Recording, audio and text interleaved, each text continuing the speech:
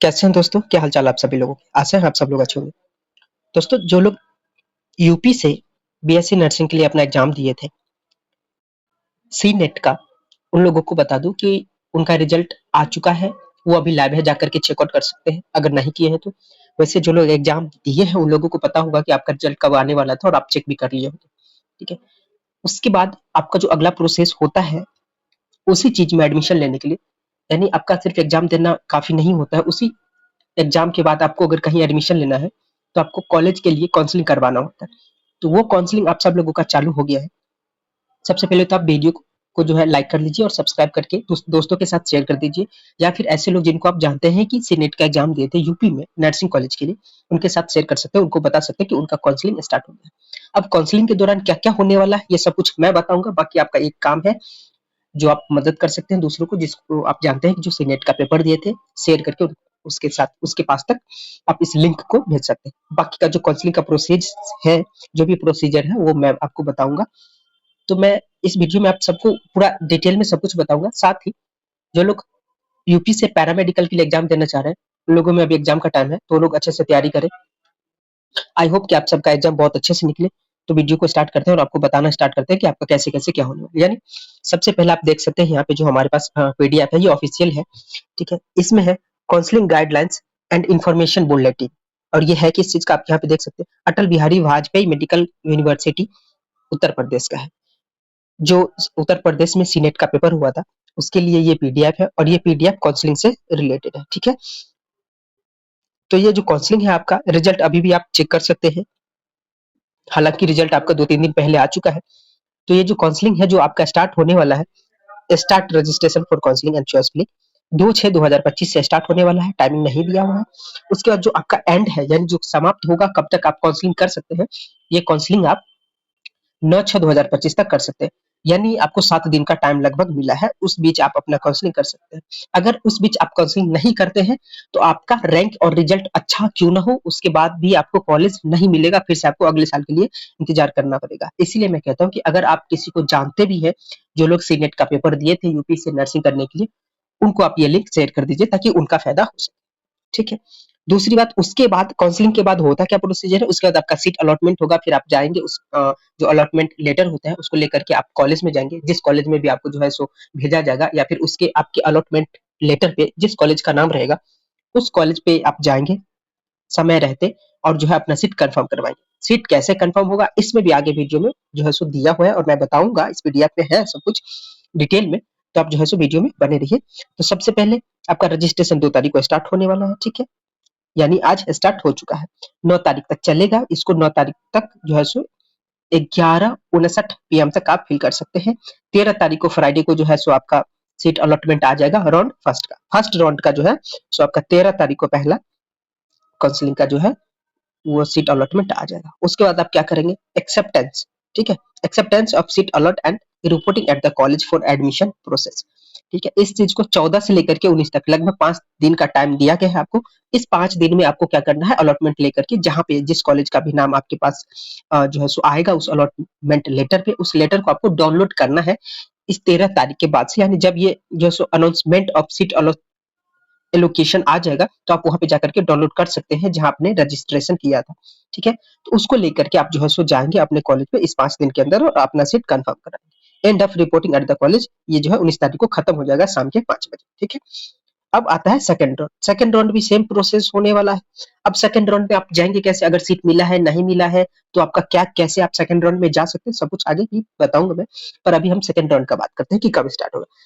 साथ ही second round आपका फिर से 4 से 5 दिनों में स्टार्ट हो जाएगा, सीट अलॉटमेंट कंफर्मेशन होने का 23/6/2025 को स्टार्ट होगा, एंड हो जाएगा 30/6/2025 को सेकंड राउंड का, ठीक है? उसके बाद अनाउंसमेंट ऑफ सीट एलोकेशन जो है 3 तारीख को होगा। 3 से लेकर के 9 के बीच में आप कॉलेज पे जो है सो रिपोर्टिंग कर सकते हैं, अपना सीट कंफर्म करवा सकते हैं, एंड रिपोर्टिंग 9 तारीख को ही है, ठीक है? उसके बाद आता है आपके पास मॉप अप राउंड, ठीक है?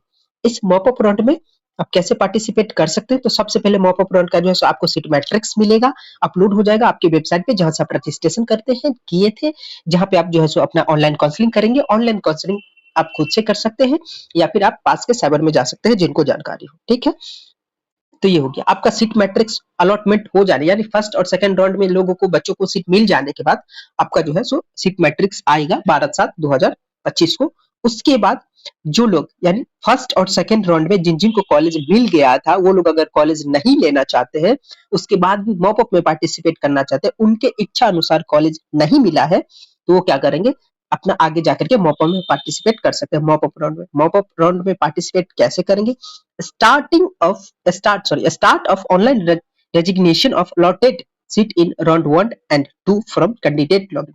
आप क्या कर सकते हैं, अपना लॉगिन पे जाएंगे, कैंडिडेट लॉगिन पे जाएंगे, उसके बाद आप अपना रजिस्टर जो अलॉटेड सीट था उसको रिजाइन कर सकते हैं, यानी आपको ये सीट नहीं चाहिए, आप जो है अपना मॉप अप में स्टार्ट पार्टिसिपेट करना चाहते हैं, तो आप क्या करेंगे, जाकर के आप जो है सो अपने उस लॉगिन पे और ये चीज जो है सो रेजिग्नेशन ले लेंगे कि मैं आपसे जो है सो मेरे को ये सीट नहीं चाहिए, मैं मॉप अप में पार्टिसिपेट करना चाहता हूँ। ठीक है, तो ये जो है सो आपको इसमें आप 12 को जो है 12 से स्टार्ट होगा वो प्रोसेस और 17 तक चलेगा।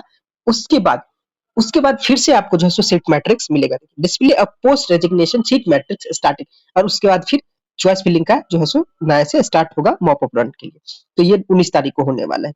वो आपका ओरिजिनल जो है सो सीट मैट्रिक्स रहेगा कि किस कॉलेज में कितना बच गया, बच्चों के एडमिशन या फिर सीट मिल जाने के बाद जो बच्चे छोड़ दिए इन सबको मिला करके अब तक कॉलेज में कितने सीट बाकी और कितने पे मॉप अप होने वाला है। ठीक है, तो ये प्रोसेस आपका 19 तारीख से स्टार्ट होने वाला है, अगेन 25 तक चलेगा ये चीज। उसके बाद जो मॉपअप का होगा 28 तारीख को आएगा एक्सेप्टेंस, और 2 तारीख तक चलेगा, कॉलेज में आप रिपोर्टिंग कर सकते हैं, ये सब कुछ है। ठीक है, एंड ऑफ रिपोर्टिंग 2 तारीख ही है एज यूजुअल, जैसे है आपका फर्स्ट और सेकंड में। आपको अगर किसी भी प्रकार को कोई दिक्कत है तो आप यहाँ पे जो है सो सपोर्ट ले सकते हैं। अगेन जो ये क्राइटेरिया है 17 साल होना चाहिए आपका मिनिमम कॉलेज लेने के लिए कैंडिडेट्स, ये सब कुछ आपने पहले भी देखा होगा जब आप रजिस्ट्रेशन किए होंगे, तो तब ये भी आपको जो है सो ये चीज मिला होगा, ये पता चला होगा। अब आते सीधा कि जो काउंसलिंग का प्रोसेस है उस प्रोसेस के ऊपर आते हैं। तो यहाँ कुछ कुछ जो है सो आपके लिए स्ट्रिक्ट नोटिस है, इंस्ट्रक्शन है।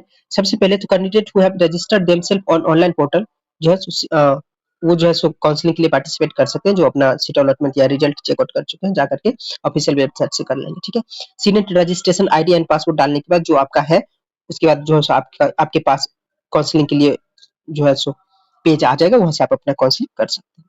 तीसरा में है, चौथा में है कुछ आपको फी पे करना पड़ेगा काउंसलिंग के लिए। यहाँ देखिए, कैंडिडेट हैज टू पे 500, ठीक है, as counselling registration fee non refundable. आप एक बार 500 पे करेंगे तभी आप काउंसलिंग में आगे बढ़ सकते हैं, और वो आपका रिफंड नहीं होगा, सीट मिले या नहीं मिले। ठीक है, उसके बाद 5,000 जो है सो आपको काउंसलिंग सेक्रेटरी फी देना पड़ेगा। ठीक है, वो आपका रिफंड हो जाता है कब, जब अगर आपको कोई भी कॉलेज नहीं मिलता है तो कुछ दिन बाद आपका जो है सो 5,000 will not be considered for the counselling process. अगर आप ये नहीं पे करते, कैंडिडेट हु डू नॉट पे बोथ फी, ठीक है, तो आपको जो है सो काउंसलिंग में पार्टिसिपेट नहीं किया जाएगा। ठीक है, उसके बाद आपका ये जो है सो नॉट बीन अलॉटेड, अगर आपका नहीं अलॉट होता है तो ये जो है सो आपको रिफंड कर दिया जाएगा एट द बैंक, जिस बैंक से आपने जो है कटवाया होगा, जिस वहां पे आपका रिफंड आ जाएगा, वहां पे आप जाकर के चेकआउट कर सकते हैं। अगर आपका अलॉट हो जाता है तो फिर वो नहीं मिलेगा। ठीक है, आफ्टर सीट कंफर्मेशन, सीट अगर आपको मिल जाता है, आप कंफर्म कर लेते हैं, तो उसके बाद आपको जो है सो 40,000 यानी 40,000 रुपए आपको पे करना पड़ेगा कि हम इसमें एडमिशन लेंगे, एज ऑनलाइन मोड या चलान मेथड जो भी है, आप जैसे भी करवा सकते हैं। ठीक है, उसके बाद candidate must have to report in the person to allotted college, document verification के लिए आपको जाना पड़ेगा। आप सब कुछ बता दिया हूँ मैं आप सबको कि यहाँ कैसे कैसे failing report to be allotted college within the specified date and time will lead to forfeit of counselling security fee 2015 5,000 sorry. ठीक है, तो ये पहले बताया कि सेक्रेटरी फी में जो आपका लिया जाएगा। उसके बाद फिर जो आपके लिए इम्पोर्टेंट है ये भी अभी बता दें कि ये किस किस चीज का फी है।